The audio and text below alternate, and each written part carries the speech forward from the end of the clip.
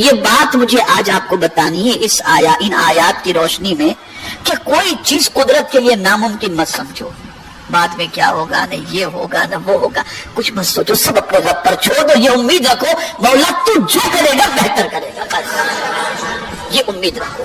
ہاں، غرور نہیں ہونا چاہیے، تکبر نہیں ہونا چاہیے، اپنی غلطیوں کے بارے میں احساس ندامت ہونی چاہیے. گناہ کر کے اکڑنا نہیں چاہیے، گناہ کر کے جو ہے وہ تکبر نہیں کرنا چاہیے، بلکہ اپنے اندر ندامت ہونی چاہیے. اب میں آپ کو بتاؤں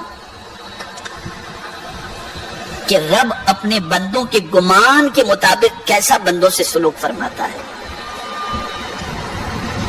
ابھی آتے ہوئے ایک صاحب سے بات ہو رہی تھی، بڑی مایوسی کی بات وہ کر رہے تھے. میں ان کو امید دلا رہا تھا کہ اچھی امید رکھو، اچھی امید رکھو. فرسٹریٹ ہو رہے تھے، میں ان کو سمجھا رہا تھا اچھی امید رکھو. میں آپ کو بتاؤں، حضرت داؤد علیہ السلام پر وحی، حضرت یعقوب علیہ السلام پر اللہ نے وحی نازل فرمائی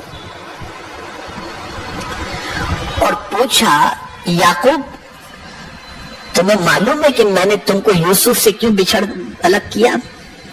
حضرت یعقوب کے بیٹے کا نام حضرت یوسف.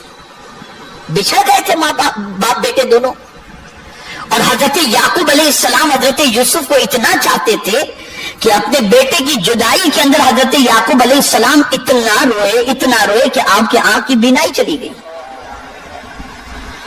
لیکن قربان جائیے، حضرت یعقوب علیہ السلام کی بینائی چلی گئی. حضرت یعقوب بھی نبی، حضرت یوسف بھی نبی.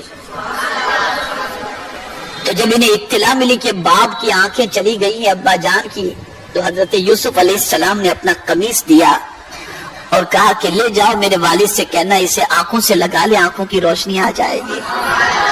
قرآن کہتا ہے اذهبوا بقمیصی ھذا فالقوه علی وجه ابی یأتی بصیرا، یہ قمیص لے کر کے جاؤ، میرے والد کی آنکھوں سے لگا دینا، میرے والد کی آنکھوں کی روشنی آ جائے گی.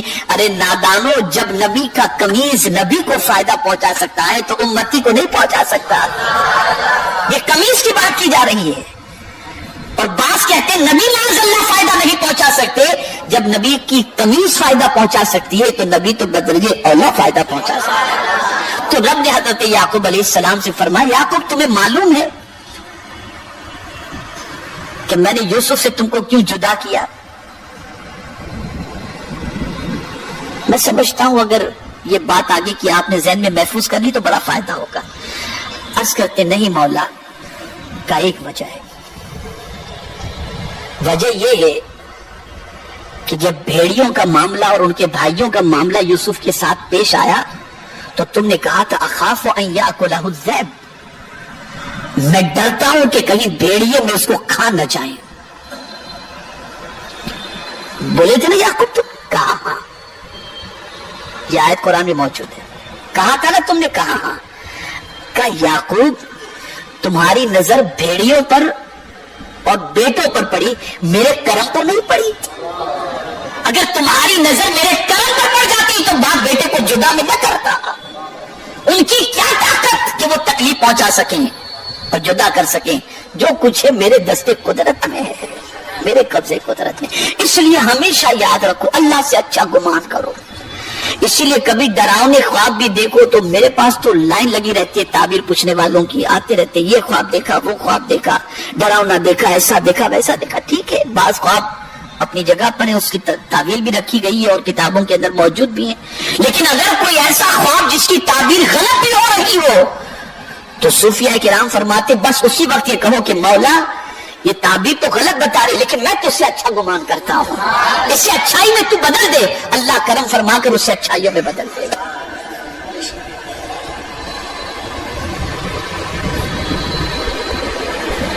اللہ سے اچھا گمان رکھو. ساری کائنات اس کے دستے قدرت میں ہے، وہ جس طرح چاہے کائنات کو چلائے، کوئی اس کو پوچھنے والا نہیں ہے.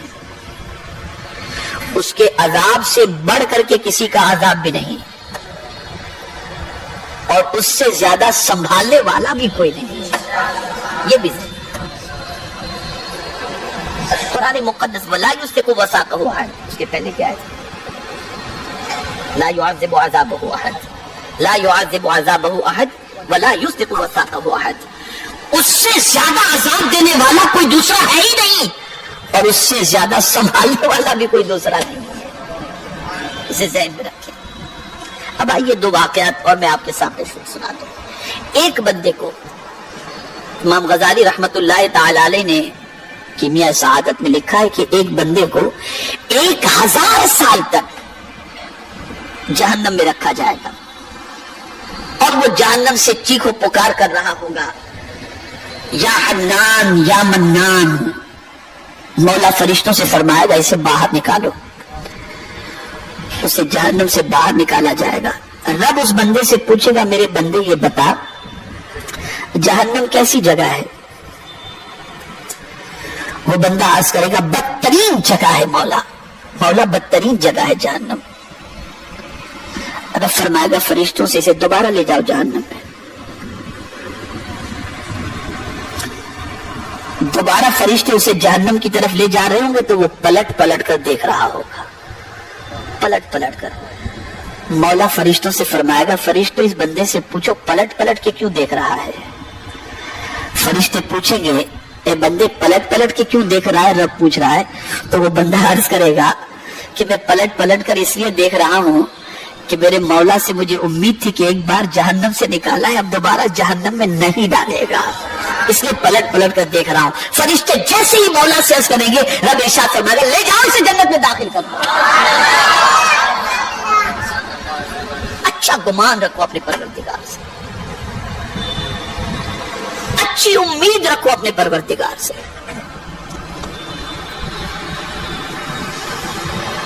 نیکی کر کے ڈرتے رہو کہ کہیں رد نہ ہو جائے، اور گناہ کر کے اللہ کی بارگاہ میں مغفرت کی امید سے روتے رہو۔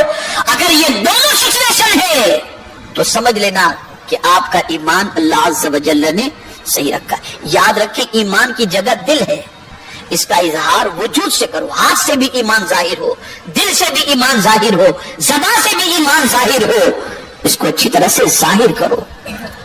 ہمارا حال تو یہ ہے، نماز پڑھتے ہیں تو نیت کرتے ہیں 2 رکعت فرض اللہ کے واسطے، میرا کعبہ شریف کی طرف۔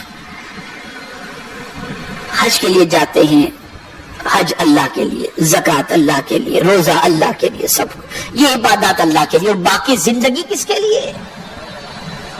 اور باقی کی زندگی کس کے لیے؟ ہونا یہ چاہیے عبادات بھی تیرے لیے اور جینا بھی تیرے لیے اور مرنا بھی تیرے لیے، یہ ہونا چاہیے، سب کچھ اس کے لیے ہو۔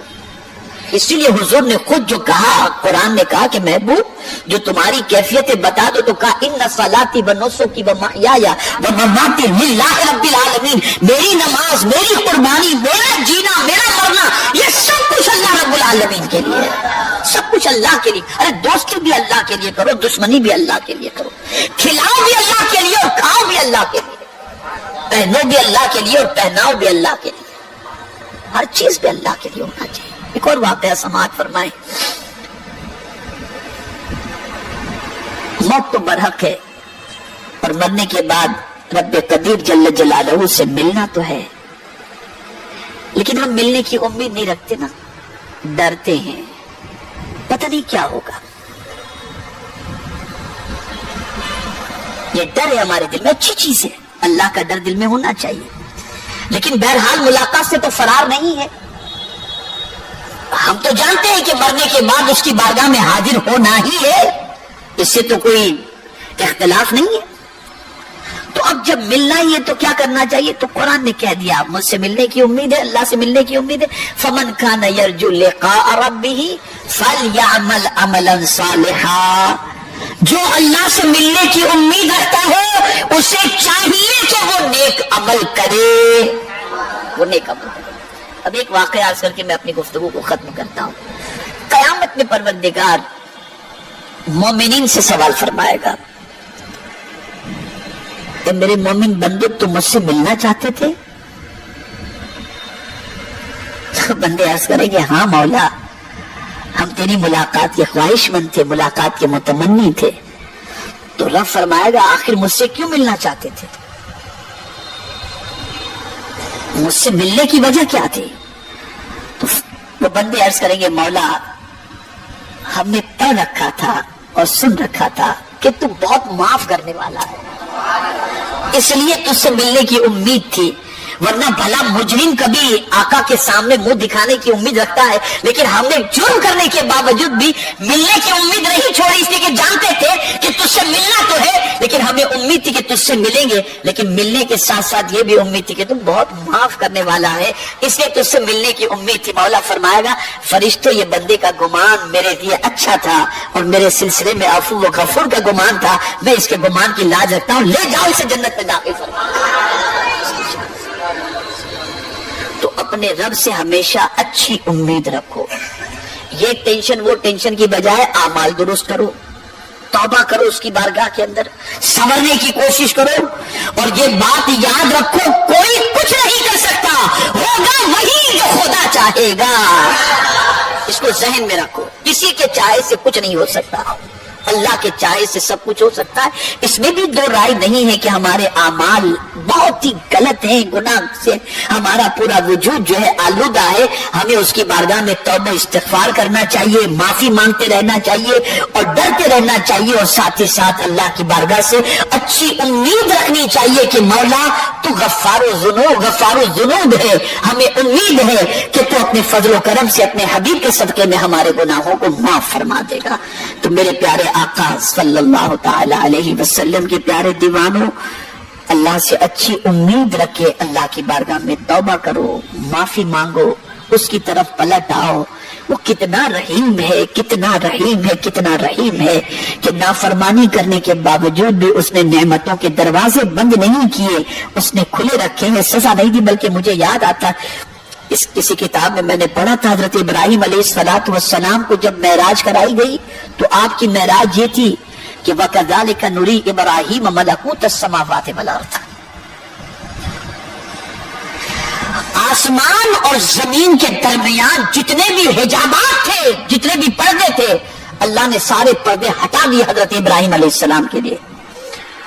تو آپ نے آسمانوں کی طرف دیکھا، پھر زمین کی طرف دیکھا، تو آپ نے کچھ بندوں کو گناہ کرتے دیکھا، تو جلال آ گیا۔ اللہ کی بارگاہ میں عرض کرنے لگے مولا جو تیری نافرمانی کرتا ہو، تیرا رزق کھا کر زمین کے اوپر، مولا اسے ہلاک کر دے۔ خلیل کی دعا تھی، مولا نے ہلاک فرما دیا۔ پھر معراج ختم ہوئی تو حضرت ابراہیم علیہ السلام سے مولا نے فرمایا ابراہیم آج کے بعد میرے بندوں کے حق میں ایسی دعا نہ کرنا، اس لیے کہ میرا بندہ جب کوئی گناہ کرتا ہے میں اسے عذاب نہیں دیتا، مہلت دیتا ہوں، شاید یہ توبہ کر لے، اگر وہ توبہ کیے بغیر مر جاتا ہے تو میری رحمت امید رکھتی ہے کہ شاید اس کی اولاد اس کی بخشش کی دعا کرے اور میں اس کے گناہوں کو معاف کر دوں، اور اگر اس کی اولاد بھی مغفرت کی دعا نہیں کرتی تو پھر میں اپنے ذمہ کرم پر لیتا ہوں، جسے چاہتا ہوں بخش دیتا ہوں، جسے چاہتا ہوں عذاب دیتا ہوں۔ آپ اندازہ لگائیں کتنا کریم ہے میرا پروردگار، کتنا کریم ہے، لیکن ہم کتنے نکمے ہیں کہ اس کریم کا رزق کھا کر دشمن کا کام کرتے ہیں، یعنی شیطان کی پیروی کرتے ہیں، اس کے نقش قدم پر چلتے ہیں۔ تو اپنی سوچ بدلو، اللہ سے اچھی امید رکھو، اور یہ یاد رکھیں کہ اللہ کے دستے قدرت میں سب کچھ ہے، وہ جس طرح چاہے جیسے چاہے حالات کو بدل دے۔ ہم نے تو بہت سارے حالات بدلتے دیکھے ہیں، پل کے جھپکتے پروردگار نے کس کو کہاں سے کہاں پہنچا دیا اور کس کو کہاں سے کہاں پہنچا دیا۔ اور جو لوگ یہ تصور کرتے ہیں یا سوچتے ہوں گے کہ ہم اتنے کو ہلاک کر دیں گے، اتنے کو ہلاک کریں گے، میں آپ سے کہتا ہوں مچھروں کو ہلاک نہیں کر سکتے۔ سب سے بڑا ٹینشن ڈینگو ہے، پتہ نہیں کیا کیا ہے، آج اسی کا علاج نہیں ہو سکا ہے۔ مچھر جیسے ہلاک نہیں ہو سکتے پوری طریقے سے، دوائیں چھڑک کر۔ ابھی کچھ دنوں پہلے میں فلائٹ کے اندر تھا تو ایک فلائٹ کے اندر مچھر ہی مچھر تھے، میں نے کہا یہ کیا، بولے بامبے سے فلائٹ کے اندر مچھر گھس گئے، نکال نہیں پا رہے ہم لوگ۔ میں خود اپنا واقعہ میں آپ کو بتا رہا ہوں۔ تو مچھر ہلاک نہیں کر پائے تو سب کو کیسے، یہ ڈرنے کی بھی ضرورت نہیں ہے، بہت زیادہ خوفزدہ ہونے کی بھی ضرورت نہیں ہے، اور سن لو یہ بھی اچھی طریقے سے، قدرت چاہے تو وقت کے طاقتور کو مچھر سے ہلاک فرما دے، یہ اس کی شان ہے۔ سب مل کر مچھر کو ہلاک نہیں کر سکتے، لیکن وہ میرا کریم چاہے تو ایک مچھر کے ذریعے طاقتور کو ہلاک فرما دے. سب کچھ اس کے دستے قدرت میں ہے. اللہ تعالیٰ سب کو صحیح سمجھ عطا فرمائے, صحیح سوچ عطا فرمائے, اور پروردگار جل جلالہ اپنے رب سے ہمیں اچھی امید رکھنے کی توفیق نصیب فرمائے. ہمیشہ یاد رکھیں, ابھی میں تو آج میرا پروگرام یو کے میں تھا, کل بھی یو کے میں پروگرام تھا, میں ایئرپورٹ سے واپس آیا اور نہیں جا سکا, تو میں نے اپنے استاد سے عرض کیا کہ حضور میں ایئرپورٹ سے واپس آ گیا اور میں نہیں گیا. تو بڑی پیاری بات انہوں نے فرمائی کہ مولانا اپنا کام تو کچھ ٹیڑھا بھی ہوتا ہے, کچھ سیدھا بھی ہوتا ہے, لیکن مولا کا کام سب سیدھا ہی ہوا کرتا ہے, تو اس میں کوئی بہتری ہوگی جو اس نے کیا ہے, وہ یقیناً بہتری ہے, اس میں کوئی شک کی گنجائش نہیں, بہت بہتری ہے. ہمیشہ اللہ سے اچھی امید رکھو, اچھا گمان رکھو, جیسا گمان رکھو گے اللہ ویسا تمہارے ساتھ سلوک فرمائے گا. ایک صاحب نزا کے عالم میں تھے, روح نکلنے کے قریب تھی, میرے آقا صلی اللہ علیہ وسلم ان کے قریب پہنچے. سرکار نے فرمایا اپنے آپ کو کیسا پاتے ہو؟ عرض کرنے لگے حضور رب کی بارگاہ میں کھڑے ہونے سے ڈرتا ہوں کہ کیسے کھڑا رہوں گا, لیکن پھر مجھے اپنے رب سے امید بھی ہے. سرکار نے فرمایا دوسری بات پر یقین رکھو, اللہ تمہارے ساتھ اسی کے مطابق سب سلوک فرمائے گا. خوف بھی ضروری ہے اور امید بھی ضروری ہے. ہمیں اپنے رب سے اچھی امید رکھنا چاہیے اور ساتھ ہی ساتھ اچھا بننے کی کوشش کرنی چاہیے. جو رب اتنا ہمارے ساتھ اچھا سلوک فرماتا ہے تو ہمیں بھی چاہیے کہ ہم اچھے کام کر کے اس کو راضی کرنے کی کوشش کریں. اللہ مجھے آپ کو سب کو توفیق نصیب فرمائے. وما علینا الا البلاغ المبین. السلام علیکم ورحمۃ اللہ وبرکاتہ.